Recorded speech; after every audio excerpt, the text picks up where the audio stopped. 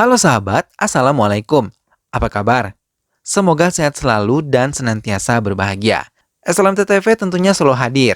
Terima kasih sahabat semua sudah subscribe dan selalu setia menyimak video-video SLMTTV.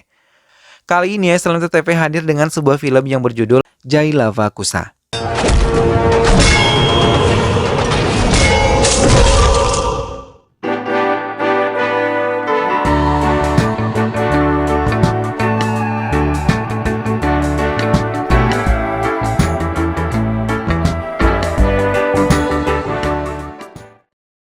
Film ini menceritakan tentang kisah kembar tiga identik Jai, Lava, dan Kusa yang dirawat oleh pamannya dari pihak ibu mereka. Jai yang menyayangi saudara-saudaranya selalu dipukuli oleh pamannya yang menunjukkan keberpihakan hanya pada Lava dan Kusa karena Jai mengidap cluttering atau gangguan bicara dan komunikasi yang ditandai dengan kecepatan bicara yang cepat, ritme yang tidak menentu, dan tata bahasa yang buruk membuat ucapan mereka sulit dipahami oleh orang normal. Di balik keterbelakangannya, Jai memiliki kepribadian yang berbeda dan mencari kehidupan yang sederhana dengan pertunjukan drama panggung. Suatu hari, ibu dari Jai, Lava, dan Kusa menghembuskan nafas terakhirnya. Esok harinya di dekat sungai dilakukan kremasi ibunya Jai. Semua orang nampak sedih, begitu juga dengan Jai yang kehilangan orang yang menyayanginya. Malam harinya nampak sebuah teater milik pamannya sedang berlangsung. Lava dan Kusa, mereka berdua mendapatkan peran pemain tokoh utama, namun hanya Jai sajalah yang tidak mendapatkan peran apapun. Ia hanya bisa melihat saudaranya berakting di atas panggung tanpa dirinya. Jai kecil sepertinya sudah tidak tahan dengan perlakuan yang ia terima. Jai kecil ternyata mendapat ide untuk membakar panggung tersebut dengan memanfaatkan tabung gas yang terdapat di panggung. Kemudian Jai membuat tabung gas tersebut melepaskan tekanan gasnya, yang menyebabkan kebakaran pada panggung itu. Semua orang panik ingin menyelamatkan diri. Namun Lava dan Kusa pingsan karena menghirup gas tadi dan semenjak kejadian itu Jai belum pernah kembali ke rumahnya. 20 tahun kemudian, kini ketiga saudara itu semua sudah tumbuh besar dan memiliki profesinya sendiri-sendiri. Scene berpindah ke Kusa yang berada di sebuah bar. Kusa seorang perampok ahli dengan sikap yang melakukan apa saja demi uang. Saat di bar bersama temannya, mereka merencanakan untuk melakukan pencurian sejumlah besar uang untuk terbang ke Amerika Serikat. Tiba-tiba lampu di bar padam seketika. Kusa yang menyadari uangnya telah raib karena kegelapan tadi mulai berusaha untuk mencari siapa pelaku yang telah mengambil uang miliknya. Kusa mencurigai seorang pria yang hendak keluar dari bar dan dia mencegahnya. Benar saja, ternyata pria tersebut adalah si pencuri uang milik Kusa. Kusa pun menghajarnya, akan tetapi orang yang lainnya ikut membantu si gendut tadi. Namun dengan mudahnya Kusa menghabisi mereka semua sampai-sampai salah satu dari pencuri tersebut kehilangan giginya.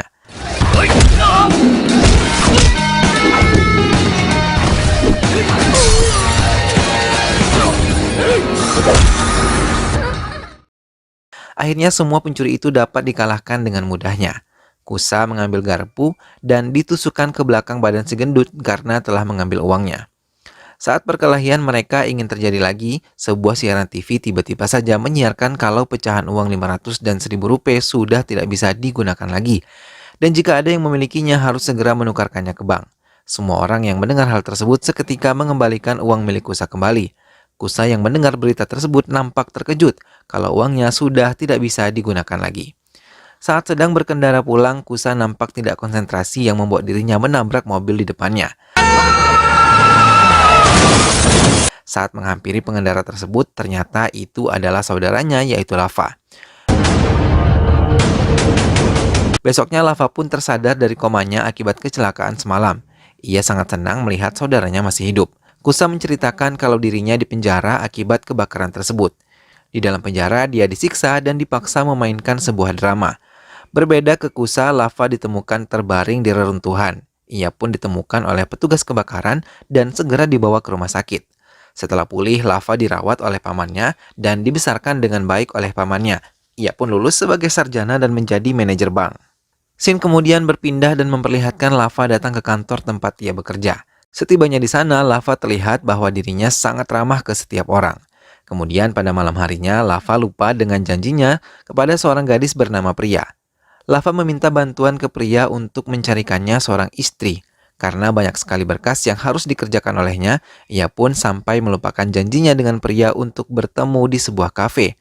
Dengan cepat Lava pun pergi ke kafe itu. Setibanya Lava di kafe itu, ternyata pria sudah menunggu Lava sedari tadi. Karena telat, Lava pun meminta maaf ke pria dan memulai obrolan tentang perantara pencari jodoh. Ia pun mendapatkan saran dari pria. Besoknya mereka berdua datang ke rumah wanita tersebut dan berbincang-bincang dengan orang tuanya. Saat ingin pulang, sepertinya Lava setuju setengah hati dengan pilihannya. Mulai hari itu pria berhenti menelpon Lava. Karena hal tersebut, Lava terlihat menjalani hari-hari yang hampa tanpa adanya telepon dari pria dan merasakan kalau dia ternyata mencintai pria. Pada saat hari pernikahannya, Lava nampak tenang karena kehadiran pria di sana. Dan pada saat pernikahan ingin dimulai, Lava kemudian mengungkapkan isi hatinya kepada pria yang membuat semua orang di sana terkejut. Bahkan pria hanya bisa terdiam. Calon bapak mertua dari Lava sepertinya sangat marah dan dengan spontan menghempaskan sebuah nampan ke atas. Keesokannya Lava datang ke kantor pria karena mendengar kalau keluarga dari wanita yang kemarin marah dan membuat kekacauan di kantor pria. Lava juga ingin meminta maaf secara langsung kepada pria. Setibanya di sana, Lava disambut dengan sangat tidak baik oleh manajer kantor itu yang sekaligus adalah ayahnya pria. Karena kekacauan yang disebarkannya, Lava diusir oleh ayahnya pria dan pria juga meminta baik-baik untuk tidak datang menemuinya lagi. Hati Lava terasa hancur dan tak hanya itu, ia juga mengetahui kalau tanah yang ia pinjamkan ternyata bukan digunakan untuk membuat danau, tetapi untuk membangun sebuah toko bir. Saat di kantor, Lava dituntut oleh atasannya untuk membayar biaya kerugian dari ulahnya dan jika tidak, ia akan dipenjara. Kusa yang mendengar cerita Lava kemudian memberikan ide untuk berganti peran. Besoknya, Kusa datang ke kantor tempat Lava bekerja. Ia membuat semua orang di sana terpojokkan karena telah menggunakan Lava sesuka mereka. Mulai dari si satpam yang berpura-pura peduli dengan ibunya padahal dia hanya ingin mendapatkan simpati dari Lava, namun Kusa berbeda dengan Lava. Ia tahu kalau si satpam berbohong. Kusa pun segera mengambil senjata milik satpam dan menodongkannya ke orang tersebut. Tak hanya si satpam, semua orang di kantor juga ia buat kapok.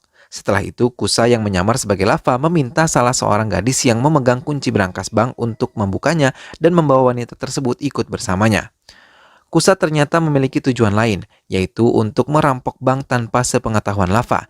Namun rencananya gagal karena kedatangan CBI atau sejenis FBI yang berada di India. Mereka datang untuk mencegah korupsi dan untuk menutup akses sementara ke berangkas bank. Kusa nampak lemas karena usahanya hampir ketahuan. Tak hanya itu, Kusa juga tak kehabisan akal. Ia mengetahui kalau Lava ditipu seseorang dan segera mendatanginya. Sesampainya di sana, anak buah dari si peminjam langsung mencoba menghajar Kusa, namun Kusa dengan mudahnya menghajar balik orang-orang itu. Si bos tadi nampak tak percaya akan kemampuan Kusa dan segera memberi uang yang ia pinjam saat itu juga kepada Lava. Namun Kusa tak hanya menghajar para anak buah si bos tadi, ia juga menipu si bos dengan uang Rp5.000 karena uang Rp2.000 tidak akan berguna mulai besok. Si bos pun setuju dan memberi tambahan uang kepada Kusa. Di lain sisi, Lava yang mengetahui kalau pria akan dilamar seseorang datang ke rumah pria dan mengatakan semua yang ia ketahui tentang pria. Dia pun mengatakan bahwa dia juga mencintainya, tapi tidak menerima Lava karena keluarganya. Dan dia tidak pernah mengatakan bahwa dia tidak mencintainya, dan hanya mengatakan untuk pergi.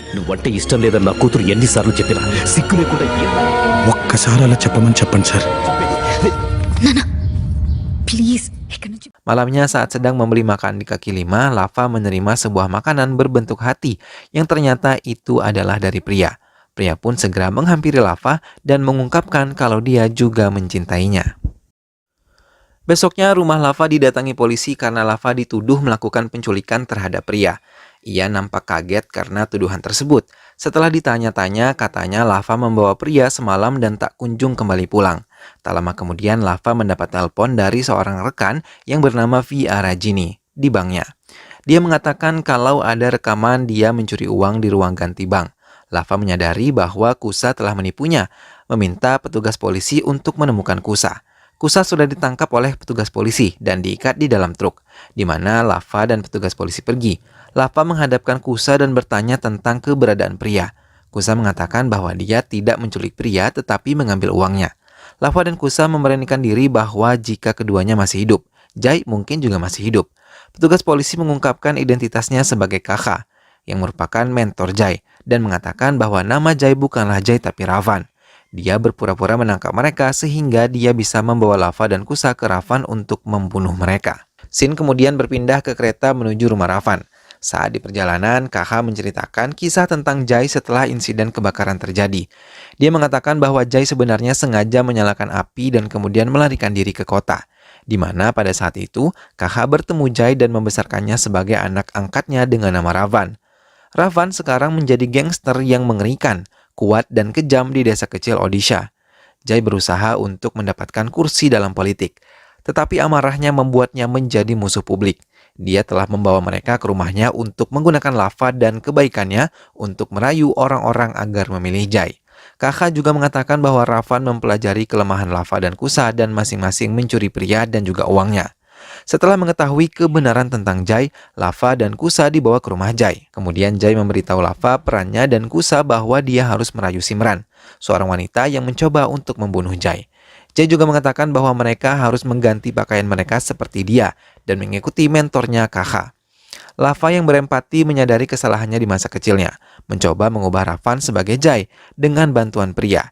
Sementara Kusa mencoba melarikan diri dari Ravan. Sementara itu, Lava berhasil mendapatkan cinta publik saat menyamar sebagai Jai. Keesokan malamnya, Kusa datang ke kamar milik Simran dan menyamar sebagai pengantar pizza. Ia juga membuat teman sekamar Simran pingsan. Sementara, Lava dan juga Kusa mengikat Simran dan membuat kesepakatan dengan Simran bahwa dia harus bertindak seperti kekasih Ravan sehingga Kusa bisa mendapatkan uangnya kembali. Dan Simran bisa membalaskan dendamnya kepada Ravan. Kembali ke rumah Ravan. Suatu malam pada saat Ravan sedang menghias bunga untuk Simran, dia dihampiri oleh Kusa dan juga pria. Mereka mengira kalau yang sedang menghias bunga adalah Lava dan bukan Jai. Jai atau Ravan yang mendengar rencana pembunuhan untuk dirinya dan juga kebohongan akan cintanya seketika marah. Lalu menendang Kusa dan dia pun mencoba membunuhnya. Tetapi Lava yang melihat hal tersebut langsung menghampiri Jai dan memohon untuk tidak membunuh Kusa. Namun dia malah dicekik oleh Jai. Bahkan Simran yang Jai cintai juga menjadi korban kemarahan Jai. Di waktu yang sama, Jai menerima telepon di mana dia diberitahukan bahwa dialah yang terdepan untuk memenangkan pemilihan. Di suatu malam, Lava dan Kusa menyusun rencana untuk membawa saudara mereka kembali bersama mereka. Kusa kemudian memberikan saran untuk membuat drama yang memisahkan mereka dan sekarang drama itu harus menyatukan mereka. Akhirnya mereka melakukan drama di mana gangguan emosional terjadi dalam diri Jai dan mereka mencoba meyakinkan Ravan atau Jai untuk menjadi saudara mereka lagi. Drama pun siap dimulai. Awalnya semua berjalan lancar hingga pada saat bagian Jai berbicara, ia sepertinya terbawa suasana dan meninggalkan panggung. Setelah beberapa saat, bab berikutnya dimulai lagi. Seperti sebelumnya, semua berjalan lancar, namun karena lonjakan emosional dari Jai tentang masa lalunya, ia pun kembali pergi meninggalkan panggung. Keesokan harinya, anak buah Jai memberitahu informasi pembunuhan ini ke Kusa yang dia kira sebagai Jai. Kemudian Lava dan Kusa meminta izin untuk pergi dari rumah Jai dan mereka berdua mengendarai mobil yang memiliki bom yang melekat padanya. Setelah mereka pergi, Ravan mengungkapkan rencananya untuk membunuh Lava dan juga Kusa. Paman memohon kepada Ravan untuk menyelamatkan Lava dan juga Kusa, tapi Ravan tidak mendengarkannya. Kemudian Paman meminta Kakak untuk memberitahu Ravan agar tidak membunuh Lava dan juga Kusa. Kakak mengetahui bahwa dia memberitahu Kusa tentang rencana pembunuhan ini dan mengira bahwa dia adalah Ravan karena mereka bertiga sangatlah mirip. Di sisi lain, Kusa menceritakan rencananya kepada Lava saat mereka mengemudi dan mereka memahami Ravan dan memutuskan untuk mati. Tiba-tiba mobil mereka diberhentikan oleh Sarkar yang ternyata berusaha membalas dendam pada Ravan atas kemenangannya dalam pemilihan. Sarkar berpikir bahwa hanya ada anak kembar dan mengatakan bahwa siapapun yang mengungkapkan identitas mereka sebagai Ravan akan dibunuh dan yang lainnya akan terhindar. Baik Lava dan Kusa berpura-pura menjadi Ravan, dan dengan frustrasi Sarkar menembak Lava. Saat Kusa meneriakkan nama Lava setelah dia tertembak, Sarkar berpikir bahwa Kusa sebenarnya adalah Ravan, jika orang yang baru saja ditembak adalah Lava. Kemudian perkelahian terjadi untuk mencoba dan membunuh mereka berdua. Kusa menghadapi anak buah Sarkar sendiri dan dia juga secara langsung menyelamatkan Lava dari anak buah Sarkar. Selama perkelahian awalnya dia sanggup mengalahkan anak buah Sarkar sendiri. Namun karena kalah jumlah, ia pun ikut terpojokkan dengan Lava di sisinya.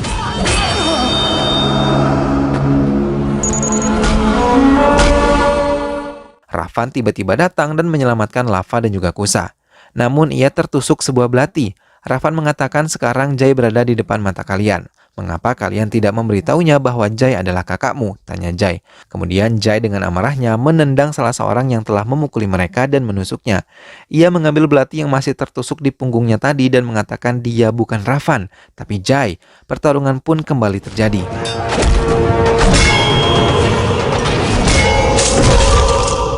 Saat setengah dari anak buah Sarkar dibantai, kemudian datanglah KH beserta anak buah Jai. Salah seorang anak buah Jai mematikan bom yang masih tertanam di mobil dan KH beserta rombongannya memberi bantuan kepada Jai. Jai dengan mudahnya berusaha menghabisi mereka semua. Namun Sarkar tidak tinggal diam, dia membidik Kusa dan menembakkan sebutir peluru, namun Jai menjadi tameng untuk mereka dan ia pun tertembak. Kusa juga dipukul pada kepala bagian belakang oleh salah seorang anak buah Sarkar. Kusa pun mencekik orang itu dan melemparkannya ke sungai. Jai yang sekarat kemudian bangkit dan masih berusaha melindungi adik-adiknya dari serbuan para anak buah Sarkar. Ia lalu berlari menuju Sarkar dan menghantamkan sebuah tongkat ke kepala Sarkar hingga ia tersungkur. Namun Jai diserang oleh anak buah Sarkar dari belakang menggunakan parang. Namun bukan Jai namanya jika diserang langsung tak berdaya. Jai kemudian memukulkan tongkat tadi ke leher orang tersebut. Dan dia juga masih berusaha menyerang semua orang yang ingin membunuhnya. Mau seberapa banyak orang yang datang, ia tak lari dan tetap menyerang mereka. Jai menyuruh KH untuk membawa adik-adiknya pergi dari sini dan dia akan melindungi mereka. Namun Jai tiba-tiba ditusuk dari belakang oleh Sarkar. Saudaranya yang melihat hal tersebut berlari menghampiri Jai. Dan dia pun teringat kenangan mereka saat masih kecil. Jai kemudian membenturkan kepalanya ke Sarkar dan mengambil belati di tangan Sarkar. Kemudian menusukkannya ke perut Sarkar dan Jai pun melempar tubuh Sarkar ke sungai. Namun Jai yang kehilangan banyak sekali darah akhirnya hanya bisa terduduk lemas dan tak berdaya. Adik-adiknya yang melihat hal tersebut hanya bisa menangis, bahkan KH sendiri pun ikut bersedih melihat pengorbanan seorang kakak. Di saat-saat terakhirnya, Jai menyampaikan kepada KH untuk menjaga saudara-saudaranya. Kemudian Jai pun menghembuskan nafas terakhirnya di dalam pelukan kedua adiknya tersebut. Dan film pun selesai.